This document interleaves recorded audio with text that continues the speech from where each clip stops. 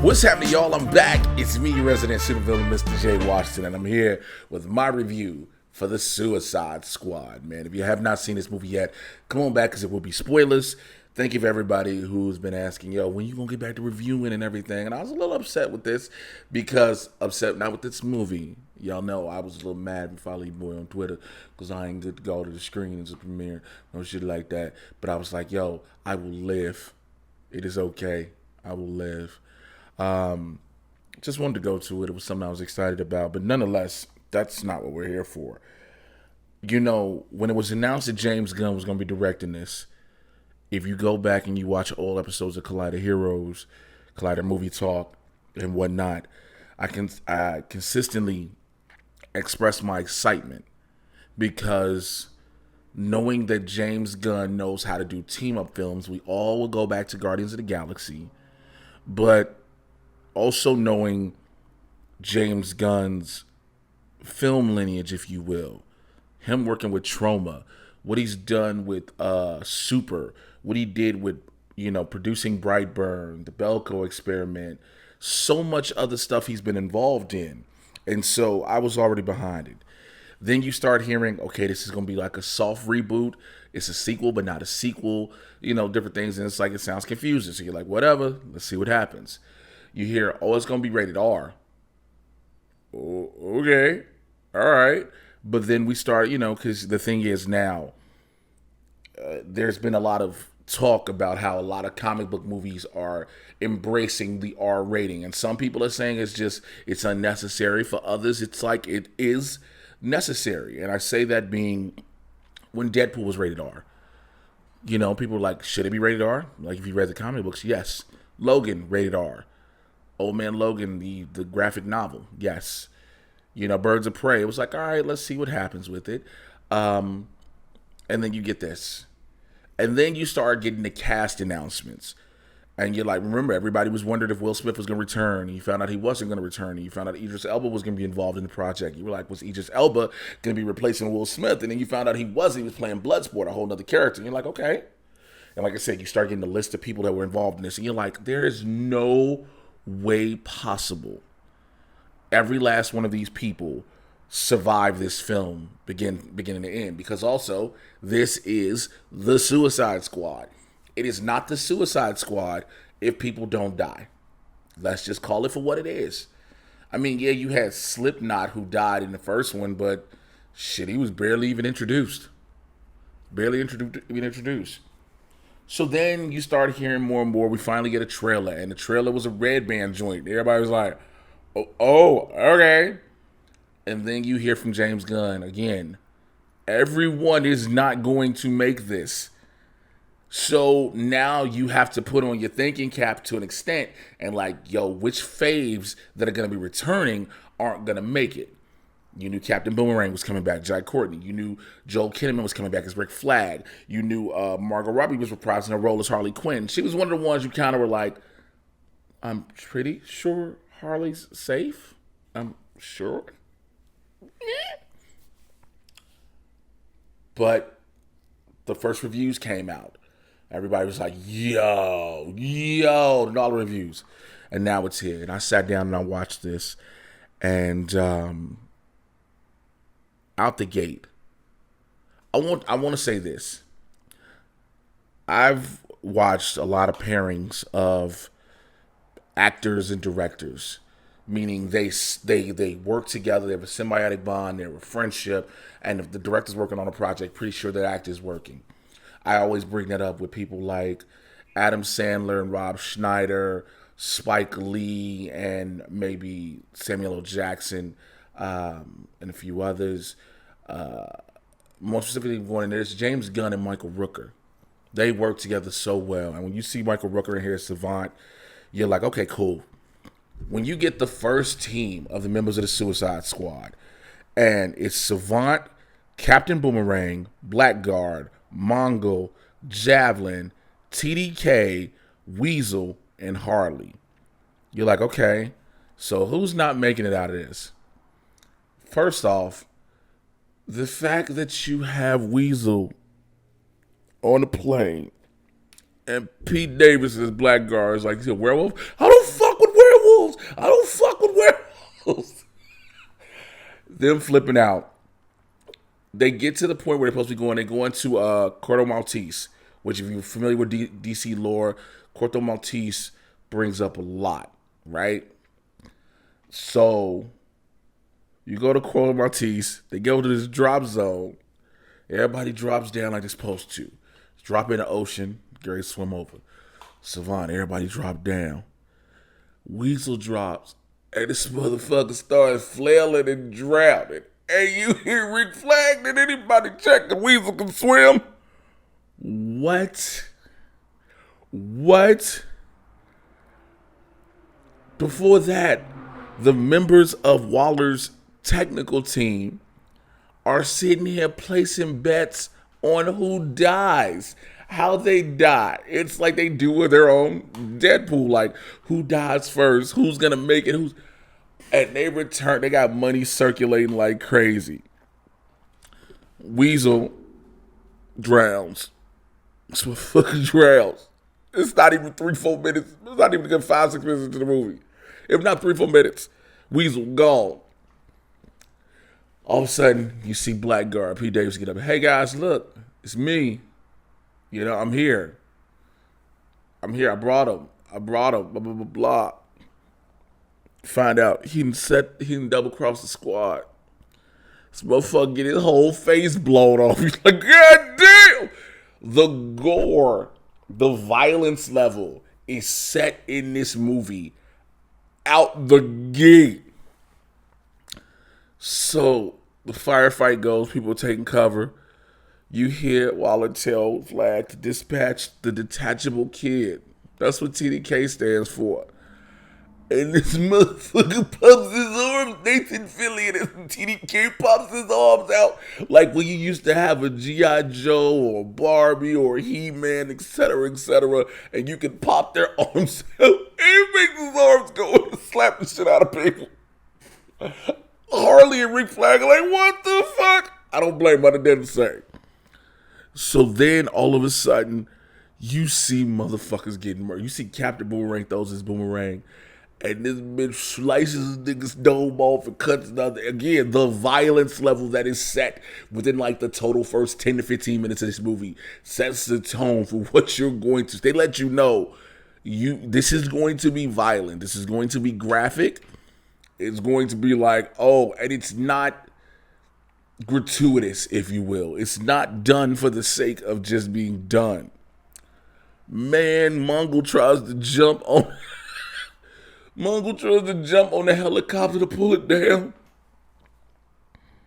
She gets the helicopter swinging, and the helicopter comes down, and it blows up Captain Boomerang. Mongol's blown up and fired. Javelin gets the shit shot up out of him. TDK gets shot and his arm shot separately. Everybody's fucking dying. Savant is running off. He like, nah, I'm good. He tries to swim away. Waller is like, yo, go back. He's like, no. Here's where irony kicks in. Again, beautiful twisted mind of James Gunn. In the very beginning, when we first see Savant, he's bouncing a ball in his cell in Belrave, right? And he has a bunch of X's on the wall, so he can bounce it and hits the points where he wants. There's a pretty little, like, almost canary, parakeet type bird in the corner. He's looking. This motherfucker throws it to the wall, throws the ball, goes boom, boom, boom, boom, boom, boom, and kills the bird. I bring that up because Savant's trying to leave, right? He's trying to leave. Waller tells her to come back. This mom is swimming in the ocean to swim away, right? Waller's like, yo, bring your ass back. Hits the switch. This nigga's whole skull blows out in the ocean. And what happens after the credits? Another yellow canary parakeet type bird is eating his head. I said, okay, how much violence can I watch? I can watch a lot of violence. How much violence am I going to see while I eat my Wingstop wings? Which I probably shouldn't have had, but I digress. Then we see Robert Dubois, Bloodsport. We see him cleaning the floor. And you find out that he's been asked by Waller before to join the squad. He's like, no, I don't want to. I'm good. I'll serve my time here. Until she tells me as a visitor and brings his daughter in, played by Storm Reed. and the most hilarious daddy-daughter dysfunctional relationship ensues. Yeah, I got arrested. For what? For stealing the watch. Does what? Tells TV on it. Why the fuck would you want that? He's like, you should have had a fucking lookout. Like, you made a stupid fucking decision. Yo, fuck you, fuck you, fuck you, fuck you. They going back. Like, wait, what? And she said, what's embarrassing is having you as a father. That sets the tone to hit something within Bloodsport. We saw in the trailers, Waller tells him, if he doesn't do this, I'll make sure your daughter goes to jail forever. And that's what makes him does it. We get to meet Peacemaker, Kristen Smith, John Cena, who, by the way, I'm not going to go bit by bit with this. I just want to get the introduction to people. We meet Peacemaker, Ratcatcher number 2. You know, you meet Polka Dot Man with a power dampener on. King Shark, my MVP, arguably, of this whole, look, I like everybody else, but I love how they do King Shark. You know, a lot of people had their wrong feelings about King Shark after seeing him in the Flash TV show. You know, the CGI from much as they could do with it, and I get it. It was a different take. But between Harley Quinn, the way Ron Funches plays King Shark, in Justice League Dark Apocalypse War, where all this mob kept saying was King Shark is a shark. King Shark is a shark. And he was fucking Constantine. And now here, with having him voiced by Sylvester Stallone, was amazing. You have this team. Yo, oh, I forgot the fact that Ratcatcher, Daniela Melchior, has a rat named Sebastian that she's like perfect. Some motherfucking rat waves and everything. And you find out later that Bloodsport is terrified of rats. You get so much. Harley getting kidnapped earlier, getting brought to the dictators. One of the dictators says he wants to marry her and all this stuff. They have this torrid love affair for a second.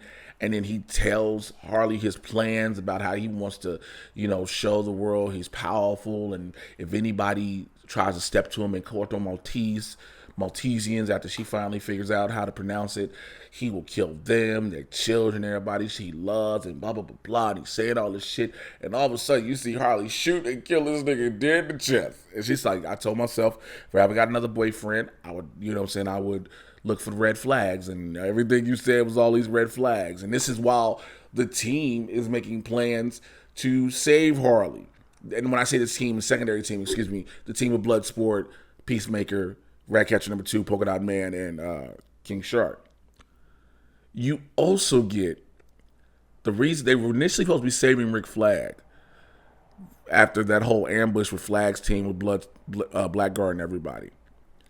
The fact that you find out that Flag is with the Freedom Fighters, the second team comes in to save him. There is a dick measuring contest, in a sense, between Bloodsport and Peacemaker as to who can do the most kills and how effectively they can kill. Because we do find out when we're getting the introduction of Bloodsport, Peacemaker, etc., we hear Waller tell people about Bloodsport, and he's the most dangerous man ever. He was trained by his father to kill since he was a baby. These things. Gets to Peacemaker, tells Dubois this. He's the most dangerous man with a weapon. He's been trained to kill since he was a baby. And Bloodsport said, you fucking shitting me? Like, he has the same abilities as I do. And he's like, I do it better. I want to say this. We've been seeing John Cena in a lot of films.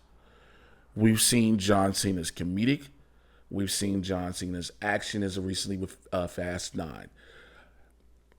The combination of the two and an extra level, again, this is a spoiler review, the extra level of evil and the evil intentions, the evil actions with good intentions that Peacemaker has, puts John Cena up there like, okay, I see what you're doing. You're showing this range of people. Now remember, also, let me divert for a second. We already know that Peacemaker has his own HBO Max series, right? We were told, if I'm not mistaken, that it was going to be a prequel as to how he became Peacemaker. Now, so everybody said, okay, if we're getting this HBO Max series, that means that Peacemaker will either die early or dies in the film. So you're just waiting for the moment when Peacemaker dies. You have all these moments. You find out, like I said, you got Peacemaker and Bloodsport. They kill off the freedom fighters, not realizing they freedom fighters to save Flag, who's not captured. All this happens. You move forward. You find out the one thing they're supposed to be doing. Because, again, Flag's team, when he was initially on the beach, they were supposed to be doing something else. The Bloodsport team is supposed to find out about Project Starfish, which we all know, again, from the trailers, is Starro. Everybody's annoyed a giant starfish. And there is so much. From Polka Dot Man, you find out his abilities come from a virus where if he doesn't expel the polka dots, they will kill him. And the only way he lives safely is to see his mother and everyone, because his mother tortured him. This motherfucker looks, every time you see people, it's his mama. He had his mama's King Shark, but with the shark hands. They are in a nightclub in Corto Maltese. He's partying, and I'm talking about Polka Dot Man, and everybody around him is like his mama. I said, yo, this is so wild. That's the one thing about this film. There's a wild ride. Let's get past and go further. Peter Capaldi as the Thinker is hilarious. There is one point where Ratcatcher 2 and Polka Dot Man capture the Thinker, and, they're a little hesitant and nervous, and he says, I can tell you're nervous. You're not the alpha of this group. And Ratcatcher number 2 says, shut up before I have a bunch of angry rodents go up your ass. How would you like that? He's like, you'd be surprised, actually, what I'd like. What? Things you don't expect to hear or see, you get that in this. You don't get your typical comic book movie. Yes, there are colorful things. There are people with abilities. There are colorful characters and costumes. But it's not the basic what you would expect. There's so much. There's a point where you find out, after Flag finds out from the Thinker, Rick Flag, that the U.S. government captured Starro. American astronauts captured Starro in space, brought him back, decided to use Corto Maltese to experiment on him, to basically use Starro to help stop other nations. Sounds like some American shit. Flag finds this out and wants to expose the U.S., right? It's about the, in the process of trying to expose, you find out Peacemaker is actually working directly for Waller, and his whole job is to make sure that shit doesn't get out. You got a fight that ensues between Peacemaker and Flag, and you're like, okay, here's the moment. Peacemaker's gonna die. Flag beating the shit out of him, whatever. All of a sudden, you see Flag like he's about to choke Peacemaker to death. All you see is like a piece of tile go right in Flag's chest, and they show where it's piercing his heart, and he dies. Ratcatcher number 2 sees it. She's trying to run off. Then you get a cut. This is another thing that James Gunn did that was amazing. The way he tells the story, he cuts at different things. He gives you the little superimposed graphics of Operation Jotunheim, or take that away, now let's go to Harley. 8 minutes later, all these different things where they're put in to tell you how the story moves. And it works.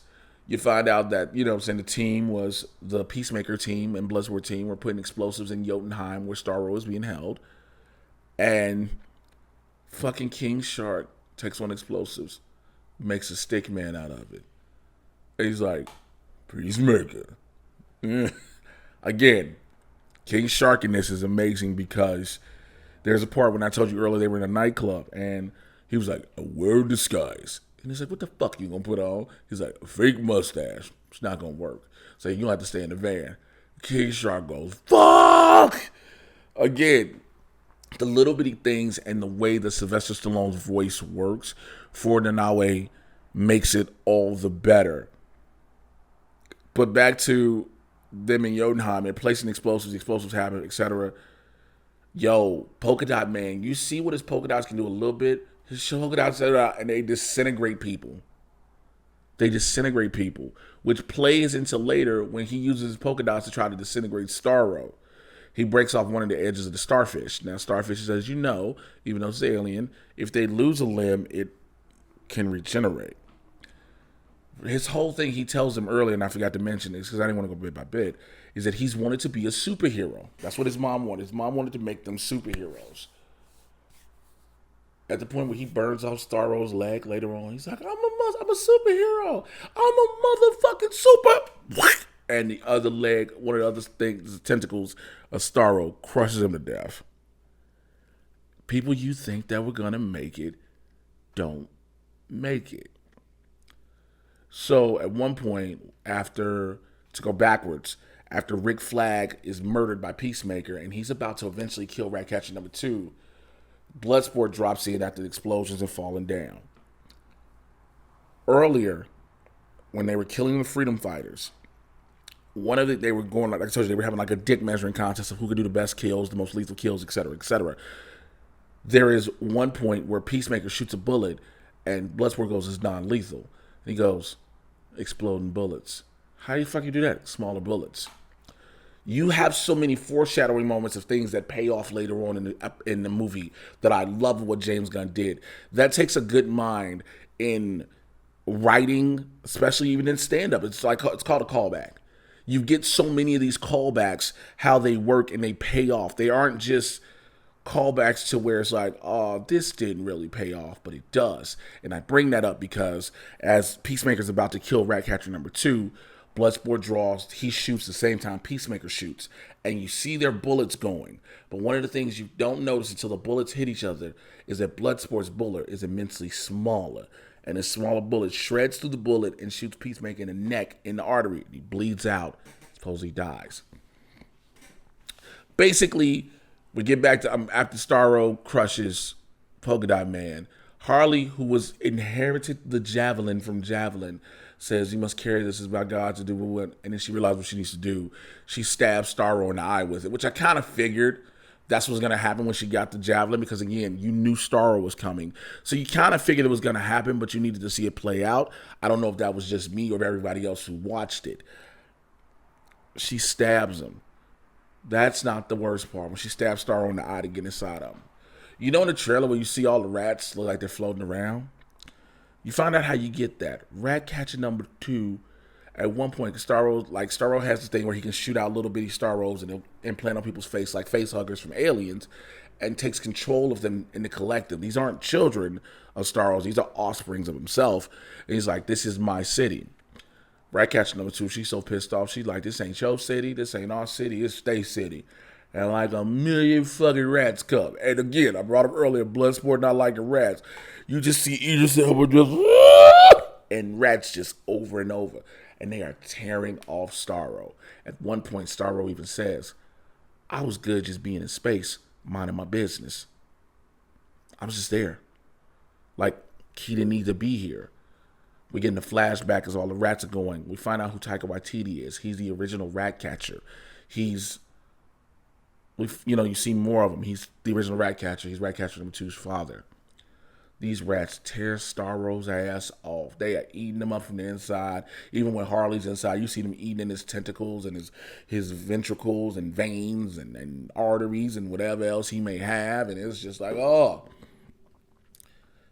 Later on, a little bit later, you see that Dubois' daughter, Tyler, played by Storm Reed, is watching the news with her friends, and they're talking about the situation in Corto Maltese, and she sees her father, and she's like, that's my dad, and she smiles. Again, this moment of redemption in the eyes of his daughter, where also even comes when Waller tells him earlier, I'm going to make you a leader. I say all that because after Starro's dead, Bloodsport hits up Waller, and it's like, yo, I got all this information. You see this shit. It's uploaded to a private server, to a secure server. So if you don't leave us alone, leave my daughter alone, don't bug us, I won't release this. Waller has no choice. Because if that information comes out, it compromises the American government. You know, Waller's whole thing is always, I will protect my country by any means necessary. She is all about her country. Anything she has to do to protect America, she will do it. And that is one of the ways she has to protect them. So you see people leaving, right? Happy ending, get ready to roll the credits. Remember I told you Weasel drowned earlier? Well, Weasel's on the beach dead. You think, all of a sudden you see Weasel coughs up and then runs off. He's alive, right? Weasel's alive. Okay, so that means that freaking Waller thought he was dead because he drowned. Into that, no need to blow up the explosive. we may see him again. Post-credit scene rolls around. You hear, yeah, he was found. His heart was still beating. Oh, shit, Flag's heart was still beating? Oh, shit, they saved him? And the camera pans, and it's Peacemaker. And they got him alive. And they're like, what do we want him for? Like you see former members of Waller's team. They're no longer working for Waller's. What do you want him for? We want him to save the fucking world. So it seems as if the Peacemaker series is not a prequel. It's after the events of the Suicide Squad. And it's genius the way James Gunn did it. Because we were all under the impression that this was a prequel. We were going to see how he became Peacemaker. We still may see that. We still may see the origin in an episode or two of what makes him put on the helmet that Idris Elba calls a toilet bowl. You know, we may see all these different things that makes him take on the mantle and where he feels like he'll do whatever he needs to do for peace, no matter who he has to kill. But this seems like it's more so going to be a further along in the story of Peacemaker, which again, as I brought up earlier, John Cena is phenomenal in this. All right, stop, Alexa. Alexa, stop. I don't want to play with that. Alexa, stop. Thank you. Yeah, that happened while I'm doing this.